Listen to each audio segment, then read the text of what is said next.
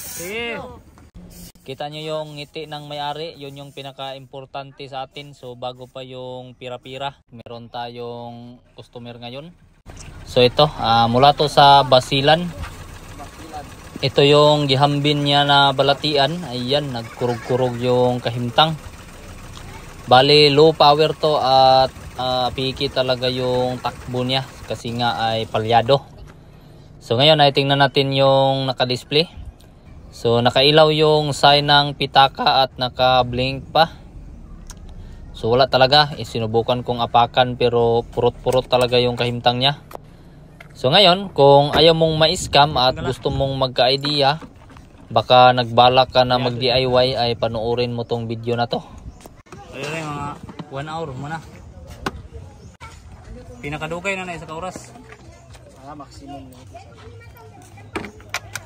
Kung dili mga kuan, dito masipyat. Kung dito masipyat sa diagnose.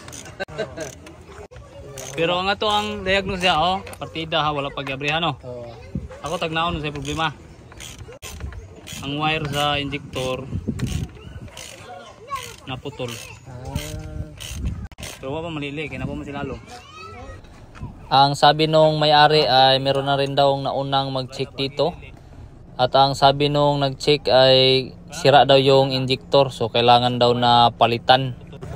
Ano engine dugay na? Mga 1 month na. At tanaw na to kanang palyado lang. Dali na palyado.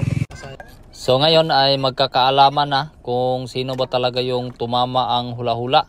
Wag mong galawin. Tingnan natin. Asa daw be? Number 3. Ayun Kita natin na naputol nga yung isang wire ng injector. So ibig sabihin ay tama yung hula-hula ni Matsuki dito. Nakachamba na naman ng kunti. So yan, yan na yung dahilan bakit palyado yung injector. Kaya ginamitan natin ng kunting mikos-mikos. So kahit anong diskarte, ang importante ay maibalik yung putol na wire ng injector. So ito lang yung dahilan bakit palyado yung engine at nagkurog-kurog. So sabi nung mga unang check ay injector daw, pero ganoon naman talaga dahil tao lang tayo ay minsan. So nagkakamali din. Fast forward tayo, kinabit na natin yung sakit ng wire. Ayan, sobrang napaka-basic lang.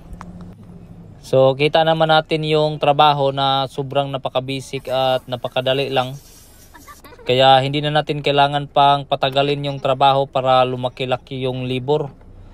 So ang importante sa atin na makauwi agad yung may-ari dahil pauwi pa sila ng Basilan, so sobrang layo pa.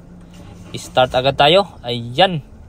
So one click, kita nyo naman yung sign ng pitaka kanina na nakablink, ngayon ay nawala na. So ang pagpapalaki ng libor natin ay hindi natin kakalimutan yung RPM. Ayan, so ganun lang ka-basic. Signing off. Perting signing off pa. Ayan, kita nyo naman yung engine natin kanina. Sobrang kurog-kurog kanina, parang ayaga ng mais. Pero ngayon, ayan, sobrang tuloy na ng andar. Hindi na natin kailangan mag-alala dito.